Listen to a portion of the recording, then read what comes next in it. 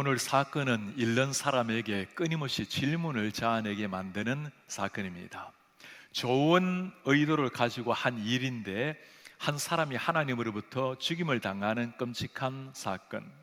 우리 삶도 마찬가지죠. 하나님 앞에서 좋은 의도를 가지고 일을 하려고 하지만 때로는 기대와 다른 결과를 맞이할 때가 있습니다. 그럴 때는 하나님 앞에 드리는 질문이 있죠. 하나님, 이건 아니지 않습니까? 이해하기 어려운 오늘 말씀을 읽으면서 하나님께서 정말 우리에게 원하시는 것이 무엇인지를 찾기를 원합니다.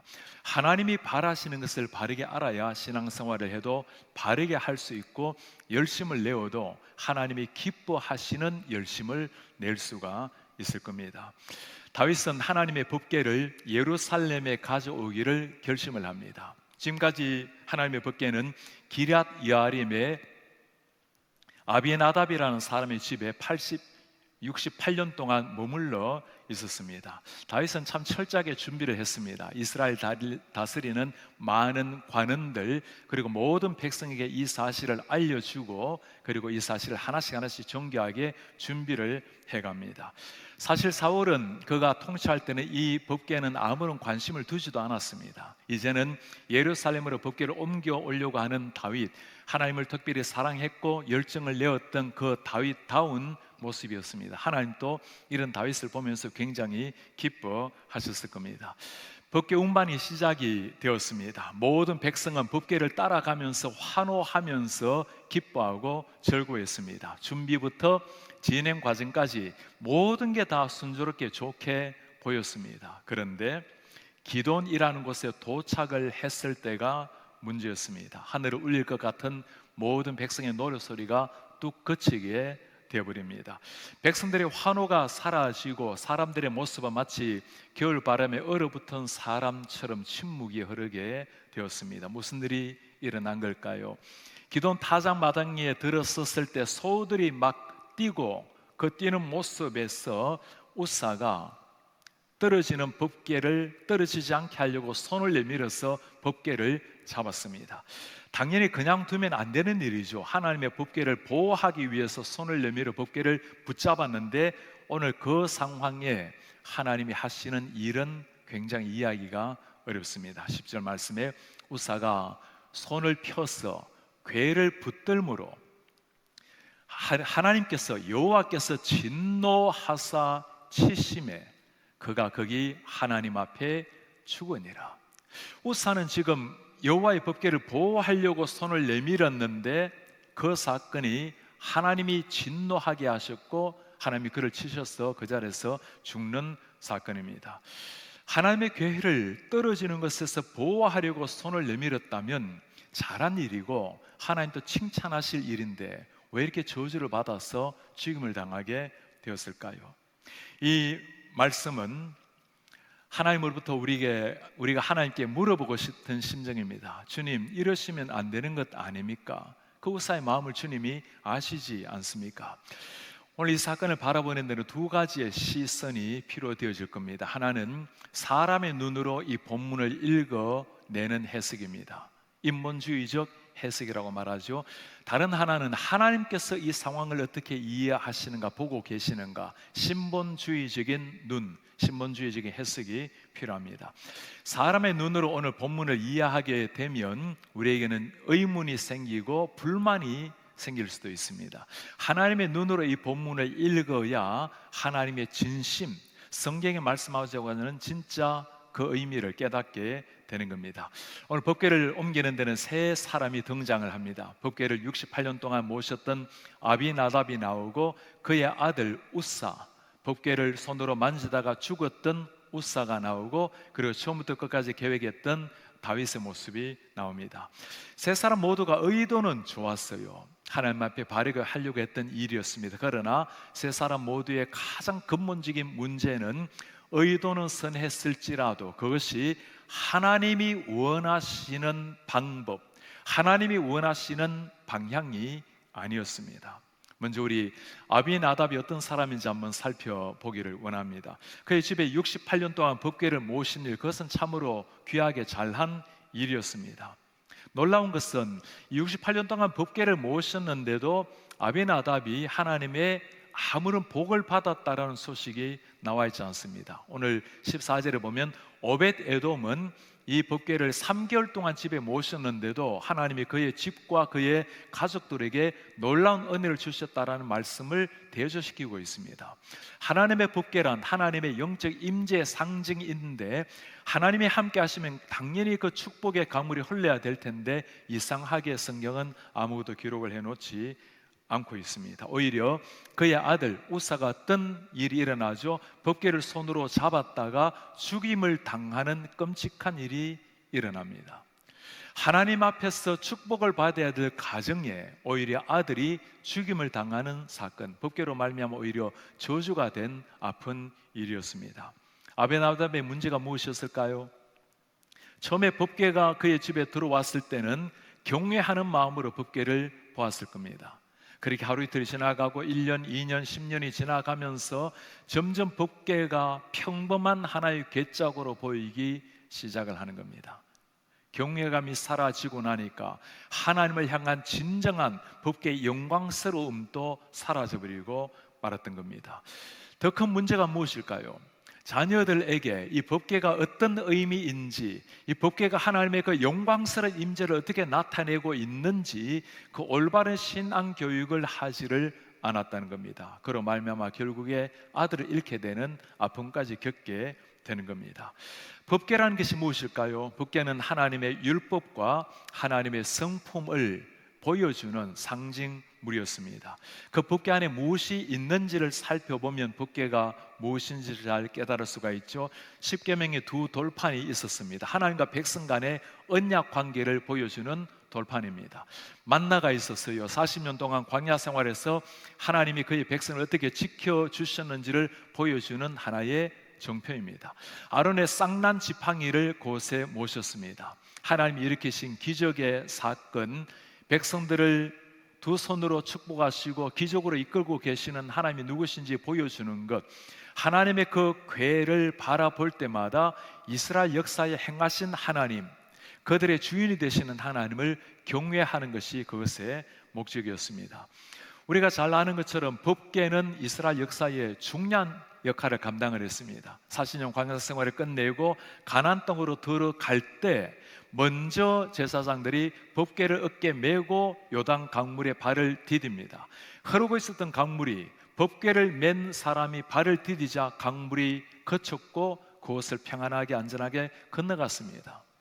철옹성 여리고성 무너지지 않는 성을 먼저 제사장들이 법궤를 가지고 돌았을 때가 되어서 여리고성이 무너지는 역사, 이 법궤는 이스라엘이 사느냐 죽느냐의 중요한 순간 때마다 하나님의 임재, 하나님의 능력을 보여준 상징물이었습니다. 이제 가나안 땅을 차지하게 되었고 이스라엘 백성들은 실로라는 곳에 법궤를 두었습니다. 우리 교회에서도 성지 순례를 하면서 그 실로에 이전에 있었던 그 장소를 방문을 하게 되었습니다. 그 실로를 중심으로 이스라엘은 하나님을 경외하는 삶을 시작을 했습니다. 문제는 시간이 지나가면서 그 실로에 있었던 법궤가 사람들에게 경외감에서 이제는 너무나 친숙한 익숙한 것으로 사라지게 되어버린 겁니다. 친숙함은 굉장히 중요한 것이지만 익숙함으로 말미암아 가벼움이 되어버리면 그게 문제죠. 우리가 하나님을 친숙하게, 하나님을 친밀하게 살아가야 됩니다. 그러나 그 친밀하는 것이 하나님을 가볍게 여기는 쪽으로 나아가 버리면 큰일이 되겠죠. 이스라엘 백성들은 법궤에 대한 경외심이 점점 사라지게 된 겁니다. 사사기 저 뒤쪽 말기로 가게 되면 엘리 제사장 시대에 블레셋 사람들과 함께 전투를 벌입니다.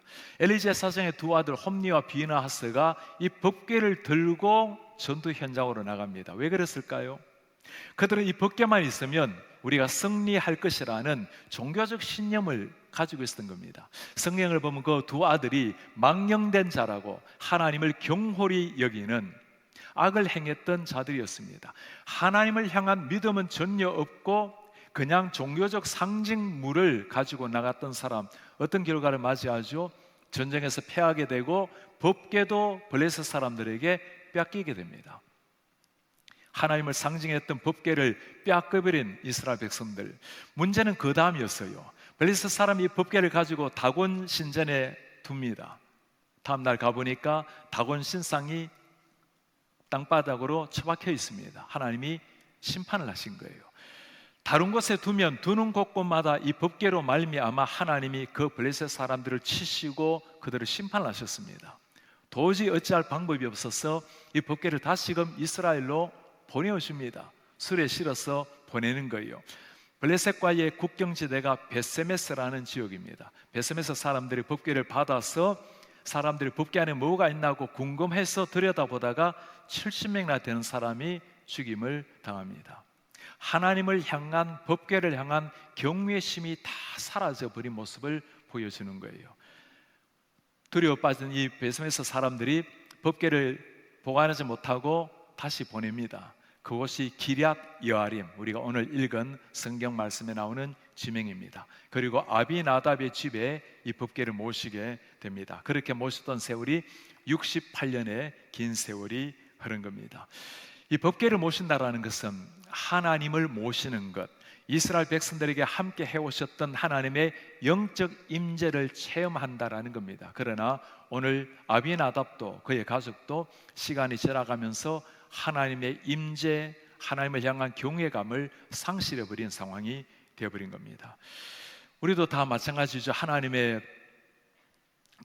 믿고 살고 하나님의 은혜를 체험하고 살아가지만, 그러나 시간이 지나가다 보면 창조주에 대한 감격, 구원자에 대한 그 기쁨이 사라져버리고, 하나님이란 이름이 친숙한 건 좋지만 어쩌면 그 익숙함으로 말미암아 가볍게 여기는 이런 사람이 있지는 않은지. 창조주 하나님을 모신다라는 것은 왕의 대통령의 아들이 되는 것보다 훨씬 더 귀한 일인데 그 감격을 정말 누리고 있는지를 물어봐야 할 것입니다. 오늘 우리는 하나님 앞에 예배자로 하나님 앞에 나왔습니다. 하나님을 예배한다는 게 어떤 의미일까요? 예배할 수 없는 자들이, 하나님 앞에 도저히 설 수 없는 자들이 하나님의 그 크신 은혜와 그 크신 자비하심, 사랑으로 우리 하나님 앞에 초청을 받은 겁니다. 예배하는 일은 너무나 귀한 일이지만, 그것은 하나님의 영광으로 들어가는 일이지만, 정말 내 마음이 하나님 앞에 전적으로 드리고 몰두하는지를 물어보아야 될 때입니다. 그 하나님의 영적 임재를 누리고 예배당 문을 나서는 성도님들을 보면 너무나 감사하는 마음이에요. 그러나 하나님을 똑같이 예배하지만 그 감격을 깨닫지 못하고 나가는 사람이 있으면 참 우리도 안타깝지만 지켜보시는 하나님도 안타깝게 생각을 하실 겁니다. 아비나답, 그를 보면서 또 한 가지 생각이 드는 것은 자식 교육에 대한 실패입니다. 68년 동안 그렇게 집에서 하나님의 궤를 모셨다면 그 자녀들에게 이 하나님의 궤가 어떤 의미인지, 우리가 궤를 모심으로 말미암아 얼마나 영광스러운 일인지, 어떻게 궤를 대해야 될지를 신앙교육을 시켰어야 되는데, 그러나 68년 동안 지나왔지만 자녀들에게 궤의 의미를 진실로 설명해 주지는 못했습니다. 오늘 이 궤를 손으로 잡아서 죽은 사람, 그의 아들 우사였습니다. 우리 부모님들이 이 말씀을 깊이 새기면서 물어봐야 할 것입니다. 어떤 사람은 아비나답처럼 하나님의 궤를, 하나님을 68년을 모시고도 신앙을 전수하지 못하는 부모가 있습니다. 어떤 부모님은 3년 동안, 아니 3개월 동안 잠시 법궤를 모셨지만 그러나 자녀들에게 철저하게 하나님의 말씀으로 그들을 세운 가정도 있는 겁니다. 오늘 아비나답, 그 긴 세월을 하나님을 모시고 있었지만 정작 하나님을 향한 경외심을 잃어버린, 그리고 자녀들도 신앙으로 이끌지 못했던 한 안타까운 사람을 보았습니다. 두 번째 나오는 사람은 오늘 법궤를 옮기다가 손으로 잡아서 죽임을 당한 우사가 등장합니다. 우사가 넘어지고 있는 법궤를 손으로 붙잡은 사건, 그건 당연한 일 아니겠어요? 그냥 두면 법궤가 땅으로 내동댕이 쳐질지도 모르는데 당연히 손을 뻗어서 그 법궤를 잡는 것, 하나님도 고마워해야 될 일이 아니겠습니까? 사람이 보기에는 올바른 이 일인데 오늘 성경을 보면 하나님께서 그 일을, 그 우사를 저주하셔서 치셔서 죽었다고 말씀을 하고 있습니다. 무엇이 문제일까요? 사람의 눈에 보이기에는 올바른 일, 선한 일이었지만 그러나 하나님의 눈으로 보면, 말씀에 비춰보면 전혀 그러지가 않았습니다. 하나님께서는 이미 구약에 반복을 해서 누가 어떻게 이 법궤를 옮겨야 되는지를 보여주셨습니다. 매뉴얼을 주신 거예요. 민수기 4장 말씀에 보면 진영을 떠날 때 아론 그의 아들들 성소와 성소의 모든 기구 덮는 일을 마치거든 고핫 자손들이 와서 맬 것이라. 고핫 자손은 레위 지파의 사람들입니다. 레위 지파에 고핫 사람들이 와서 맬 것이라. 그러나 성물은 만지지 말라. 그들이 죽으리라. 만지기만 해도 죽으리라. 다시 하나님이 확정을 짓습니다. 이것들은 고핫 자손이 맬 것이며, 하나님께서 반복해서 고핫 자손이 이 하나님의 궤를 맬 것을 설명을 해 놓은 겁니다. 신명기 말씀에도 마찬가지입니다. 그때 여호와께서 레위 지파를 구별하여 여호와의 언약궤를 매게 하여 여호와 앞에서 그를 섬기며, 하나님께서는 레위 지파를 구별해서 세워서 그들로 하여금 하나님의 언약궤를 매게 하신 겁니다. 아무나 이 언약궤를 메어서는 안 된다라는 말씀입니다. 성물을 만지지 말라. 정령 죽으리라. 우사의 문제가 무엇일까요? 소들이 날뛰었을 때 그도 모르게 즉각적으로 손을 펼쳐서 그 법궤를 손으로 붙잡았습니다. 아마 그에게는 우리가 생각했던 그 영광스러운 하나님의 인재, 경외의 가짐을 가지고 말씀의 근거에서 대해야 될 그 하나님의 궤가 아니라, 오랫동안 그 긴 세월 그의 부모님으로부터 자신도 어릴 때부터 눈으로 보고 살아왔으니 너무나 익숙해져 버린, 경외감이 사라진 법궤 한 궤짝으로 보였을 겁니다. 소들이 뛰어서 법궤가 떨어질 상황이 된 이 모습, 어디였을까요? 다곤의 타작 마당이었습니다. 타작 마당. 이런 타작 마당을 시골에 산 사람은 아마 기억을 하실 겁니다. 평탄한 땅이에요. 걸려 넘어질 만한 곳이 없는 겁니다. 오늘 보면 소들이 뛴다라는 이 단어가 히브리어로 샴마트라는 단어를 사용을 합니다. 우리말로 말하면 뛰다보다는 걸려서 넘어지다의 의미예요. 아니, 소들 그 평탄한 땅에서 걸려서 넘어질 일이 뭐가 있겠습니까?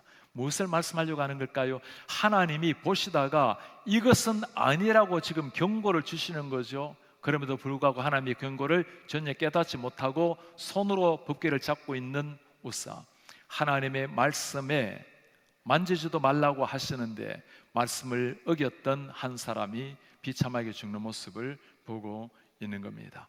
자신의 생각으로는 옳은 일이었어요. 사람이 보기에도 선한 일이었습니다. 그러나 하나님의 말씀에, 하나님의 뜻에 어긋나는 일인 겁니다. 한번 물어보시기를 바랍니다. 오늘 이 말씀을 보면서 우사는 지금 왜 이렇게 잡았을까요? 내가 이것을, 하나님의 궤를 붙들어야 된다고, 내가 지켜야 된다고 생각을 했을 겁니다. 자랑스럽게 수레에 끌고 왔고 사람들 본 앞에서 박수를 받고 환호를 받으면서 내가 이것을 지켜야 된다고. 정말 지켜야 될 것은 누구일까요? 우사가 법궤를 지키고 있습니까? 법궤가 우사를 지켜주었을까요? 우리가 주일을 성수하고 있습니까? 아니면 주일이 우리를 지켜주고 있습니까? 우리가 율법을 지키고 있습니까? 우리가 하나님의 말씀을 지킵니까? 아니면 하나님의 말씀이 우리를 이 세상에서 지켜주고 계십니까? 내가 신앙을 지킵니까? 아니면 신앙이 나를 지켜주고 있습니까? 우리가 지키는 것보다도 훨씬 더 큰 것은 하나님이 그 크신 자비하심으로 우리를 지켜주고 있다는 사실입니다. 이스라엘 백성들이 하나님의 궤를 지키는 것이 아니라 하나님의 언약 궤가 이스라엘 백성들을 보호해 주셨습니다. 왜 그럴까요? 그것을 통해서 하나님이 친히 지켜주셨기 때문입니다. 우리가 꼭 기억하셔야 될 것이 이것입니다. 우리 눈에 최선일지라도 하나님이 원하시는지를 물어보셔야 됩니다. 세상 사람들은 모든 일에 최선을 다하라고 말을 하죠. 성경은 다르게 가르칩니다. 하나님이 기뻐하시는 일, 하나님의 뜻에 맞도록 최선을 다하라. 하나님의 뜻이 맞지 않으면 최선을 다할수록 하나님의 뜻에서 멀어져 갈 뿐인 겁니다.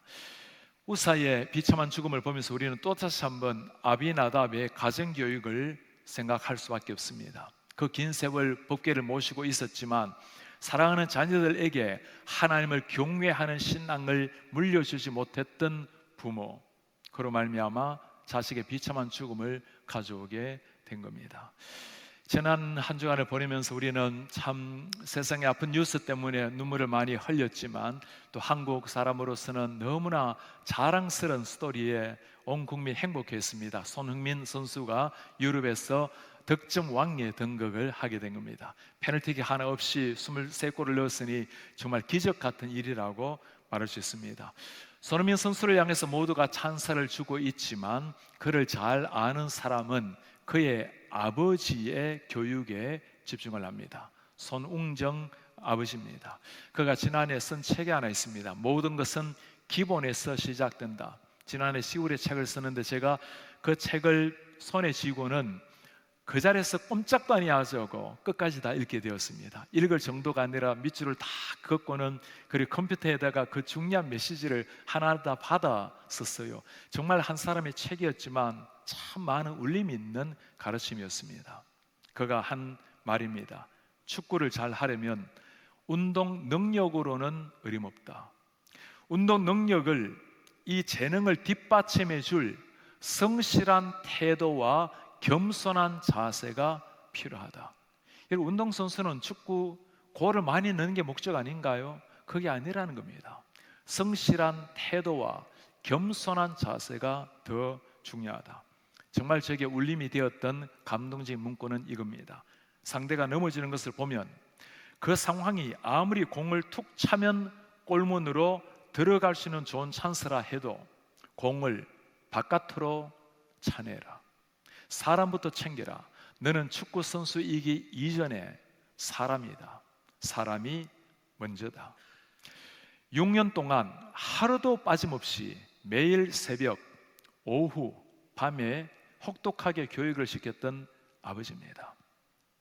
그런데도 골 넣는 기계가 아니라 한 사람의 인품, 한 사람의 성품을 먼저 교육시킨 아버지의 모습, 그 아버지 밑에서 이런 아들이 탄생을 한 겁니다.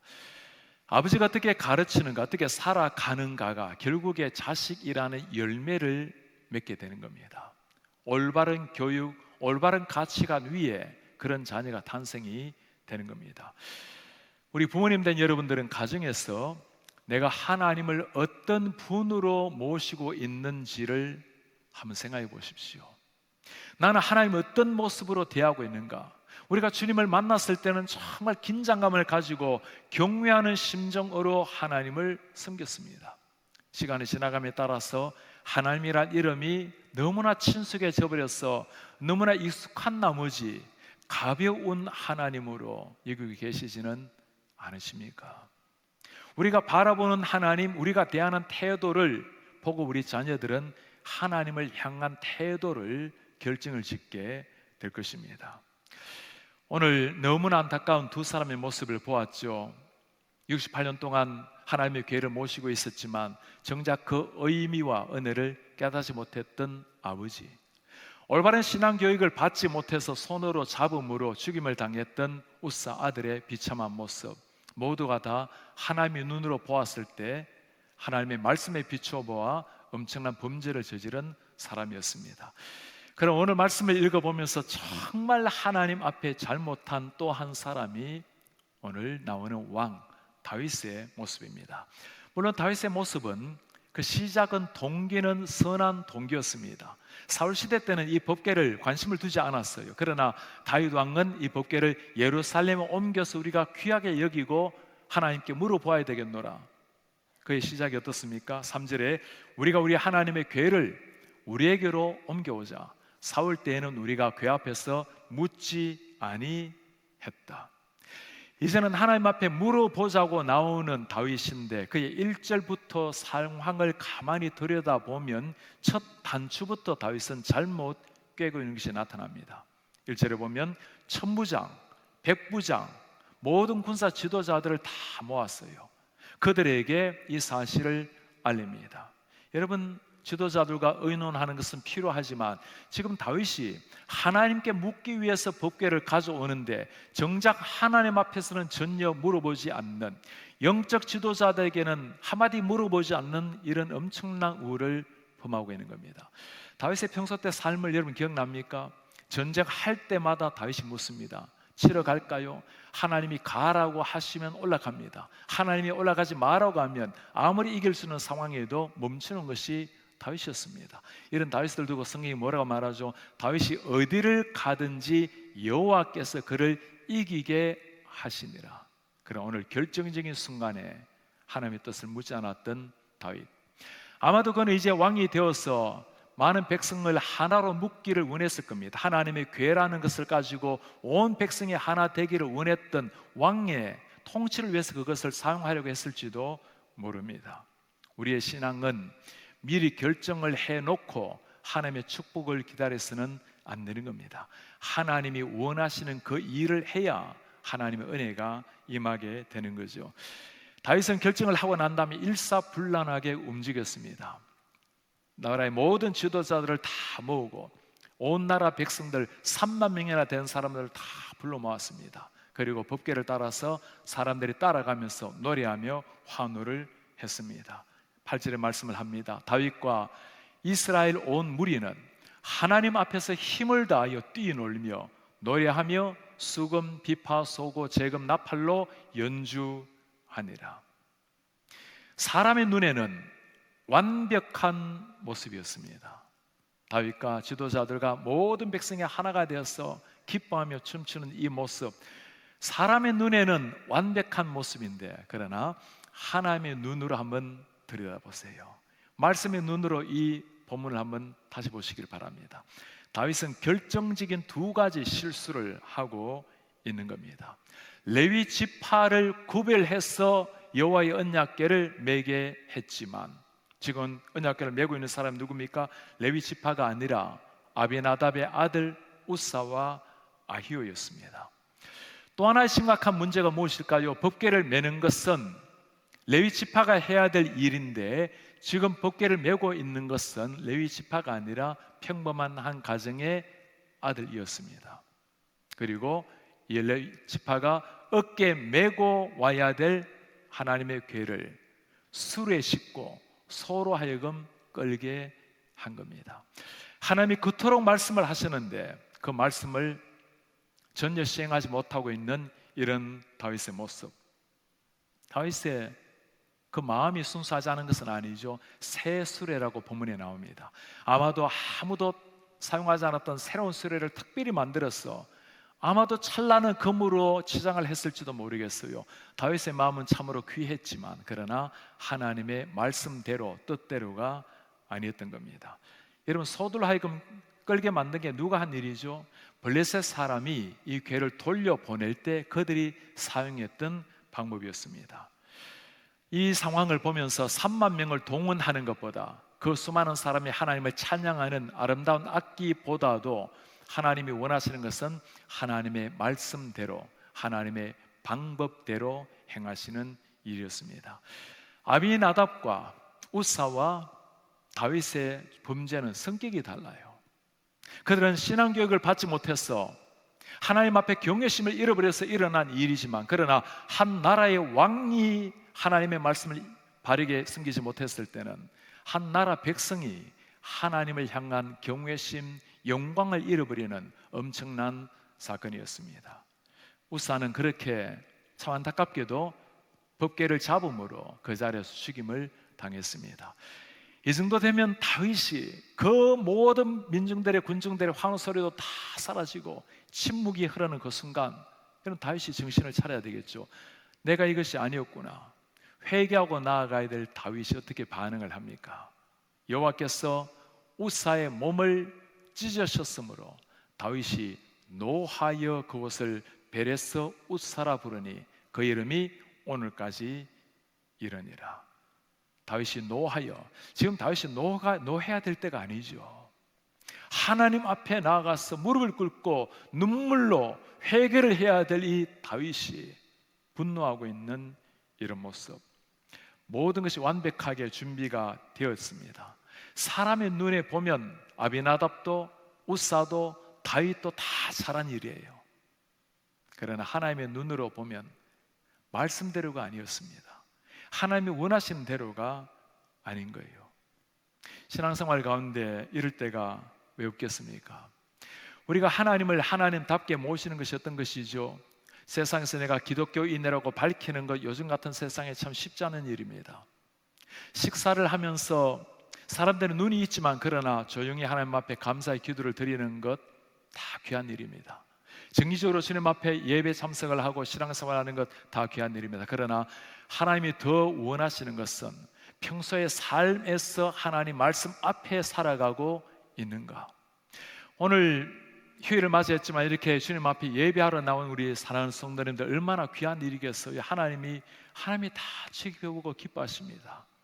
그러나 정말 하나님 앞에 드리는 가장 중요한 예배가 어떤 것일까요? 은혜로운 찬송, 하나님 앞에 정성껏 준비한 헌금, 사랑하는 교우들과의 교제, 편안하게 차를 댈 수 있는 주차장 다 귀한 일입니다. 그러나 아무리 은혜로운 설교라 하더라도 결코 대체할 수 없는 것이 있어요. 우리 한 사람 한 사람이 하나님을 진실한 마음으로 예배하는, 내가 나를 예배자로 불러주신 하나님 앞에 모든 것을 다 드려서 예배하는 나 한 사람의 자세, 어떤 것도 대체할 수가 없는 겁니다. 오늘 우사의 죽음으로 이스라엘 백성들이 두려워 떨기를 시작을 합니다. 누가 감히 그 법궤 손이라도 되겠습니까? 오벳 에돔이라는 사람이 나와서 그 법궤를 집으로 가져갑니다. 그 집에 어떤 일이 일어났을까요? 오늘 14절에 주님이 말씀합니다. 하나님의 궤가 오벳 에돔의 집에서 그의 가족과 함께 석 달을 있으니라. 여호와께서 오벳 에돔의 집과 그의 모든 소유에 복을 내리셨더라. 그의 집과 모든 소유에 복을 내리셨다. 어떤 복일까요? 물질의 복, 그리고 자손의 복. 초대교회 유대 역사가 중에 요세푸스라는 사람이 있습니다. 오늘 이 오벳 에돔에 대해서 설명을 해놓은 구절이 있어요. 법궤가 집으로 들어오기 전에는 이스라엘 전체에서 가장 가난한 사람이었는데 법궤가 들어온 3개월 후에 이스라엘에서 가장 부유한 사람이 되었다. 물질적 복을 그렇게 설명을 해놓았습니다.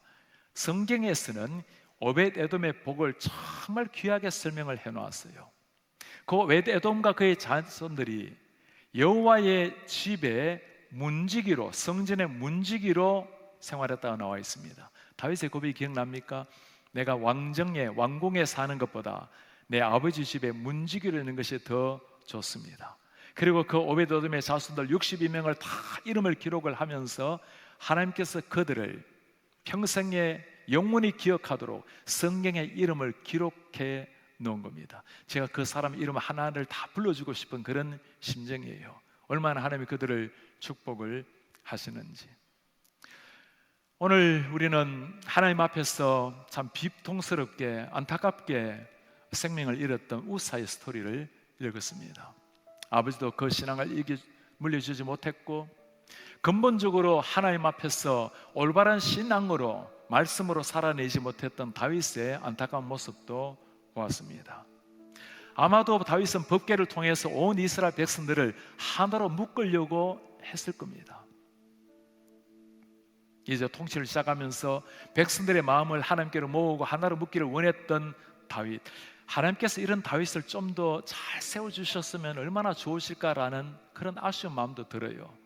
이게 사람의 눈에 보인 오늘 말씀입니다. 그러나 하나님의 눈으로 이 모습을 다시 한번 이 본문을 읽어보시길 바랍니다. 하나님이 이 사건을 통해서 정말 바라시는 것이 무엇일까요? 하나님에 대한 경외감을 잃어버린 이 백성들, 그들이 이 사건으로 말미암아 정말 하나님을 경외하기를 원하셨던 우리 하나님, 이스라엘 백성들 하나님을 경외하게 되었습니다. 다윗에게 무엇을 말해주려고 할까요? 백성을 올바르게 통치하는 것은 군사력, 정치력이 아니라 하나님의 말씀 앞에 서는 것이 진짜 왕이 갖춰야 될 모습이라는 것, 그것이 지금 다윗에게 교훈하고 있지 않습니까? 심판이 아니라 하나님 다윗을 향한 따스한 책망의 가르침이었습니다. 우리 앞에는 더 이상 하나님의 괴는 존재하지 않죠. 그러나 이 시대 우리가 늘 곁에 모시고 있는 하나님 괴는 어떤 것일까요? 십계명 말씀이 되어 이 땅에 오신 우리 주 예수 그리스도, 우리와 함께 하시는 주님이십니다. 만나, 이제는 하늘에서 영원한 생명의 떡으로 오신 예수님을 우리는 모시고 살아갑니다. 아론의 쌍난 지팡이, 그 기적, 예수님의 십자가와 부활의 그 놀라운 기적보다 더 큰 기적이, 진짜 기적을 행하신 그 분을 우리는 모시고 있는 겁니다. 그 예수님이 우리를 위해서 하신 일이 무엇일까요? 우사가 한 번 법궤를 만짐으로 말미암아 그는 죽임을 당했습니다. 율법을 어겼기 때문입니다. 우리는 주님의 말씀에 가만히 비춰보면 늘 율법을 어기는 자들 아닙니까? 몇 번이나 심판을 받고 몇 번이나 주고 마땅할 우리인지 모르겠어요. 우리 하나님 하신 일이 뭡니까? 이런 우리를 위해서 우리 예수님을 보내시고 우리가 받아야 될 심판을 대신해서 당신의 아들이 심판을 받게 하신 겁니다. 우리가 어떤 존재입니까? 그 주님의 은혜로 말미암아 이제는 영원한 생명을 가지고 그 주님의 하나님의 법궤 예수 그리스도와 함께 살아가는 자들이 된 것입니다. 최선을 다하는 것 아름다운 일입니다.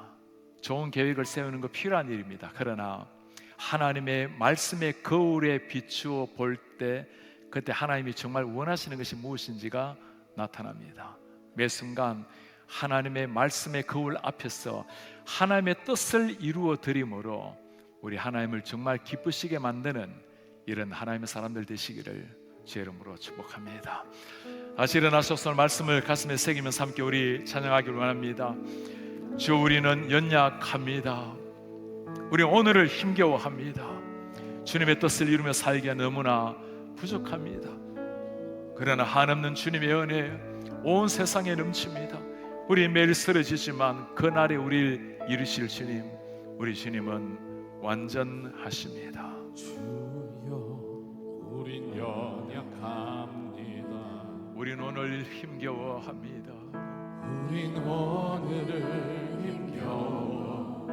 힘겨워합니다. 주 떠드리며 살기엔 부족합니다. 주 뜻 이루며 살기에 부족한 우리 연약합니다. 우린 연약합니다. 주, 우리는 넘어집니다. 주여, 우린 넘어집니다. 오늘 하루 또 실수합니다. 오늘 하루 또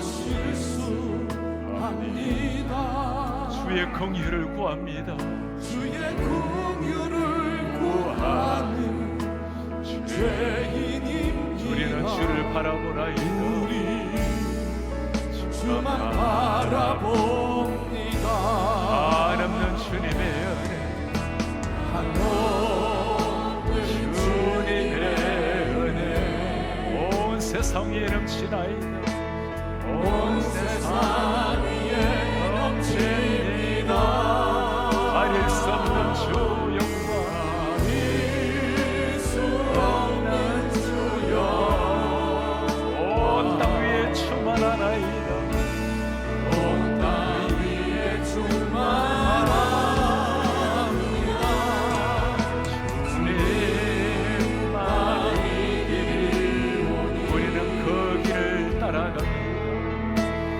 우리 그 길 따라갑니다.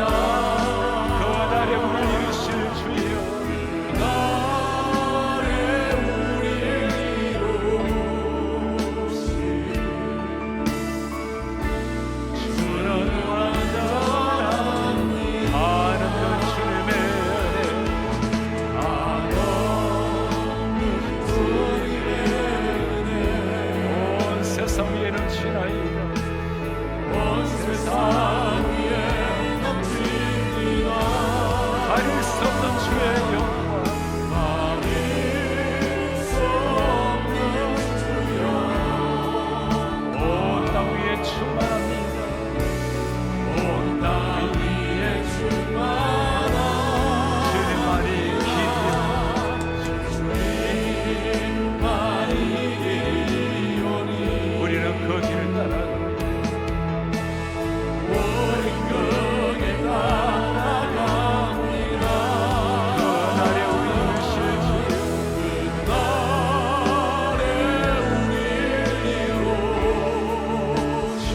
완전하나이다. 주는 완전합니다. 그날에 우리 이루실 주여,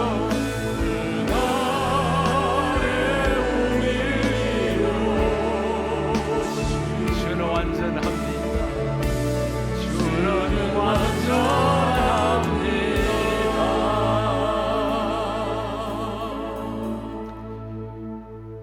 우리의 존귀하신 아버지, 오늘 그 긴 세월 하나님의 법궤를 모셨지만 영광스러운 하나님의 임재를 누리지 못하고 자녀에게 올바른 영광스러운 법궤 의미를 준수하지 못했던 안타까운 한 가정을 보았습니다. 사람의 눈에는 좋은 의도였을지라도 하나님의 말씀 앞에, 하나님의 뜻 앞에서 아니었을 때 너무나 매서운 심판의 회초리도 보았습니다. 이 말씀 앞에 우리 주님 간곡히 비오니 우리 하나님과 친밀한, 너무나 밀접한 교제가 이때 경외심을 잃지 않도록 도우시옵소서. 세상의 모든 지혜가 필요하지만 하나님께 물으며 하나님이 원하시는 것을 바르게 분별하여 살아내게 하옵소서. 우리 주님, 누가 이 하나님 말씀 앞에 감히 얼굴을 들 수 있겠습니까? 우리는 우사와 달리 어쩌면 매 순간 하나님의 말씀을 어기고 하나님 앞에 너무나 부끄럽게 살아가는 죄인입니다. 이런 우리의 모든 죄악을, 우리를 심판하지 않으시고 우리의 죄를 예수 안에서 해결해 주신 주님께 감사를 드립니다. 하나님께서 허락하신 그 은혜, 그 십자가로 말미암는 죄사함의 은혜를 가지고 매일 하나님 앞에 살아내는 이런 하나님의 자녀가 되게 하옵소서. 우리 주 예수 그리스도의 이름으로 기도하나이다. 아멘. 주 예수 그리스도의 은혜와 하나님의 사랑과 성령의 교통하심이 하나님의 말씀대로, 하나님의 뜻대로 살아내기를 간절히 열망하는 주의 모든 백성들 머리 위에 지금부터 영원토록 함께 있을지어다.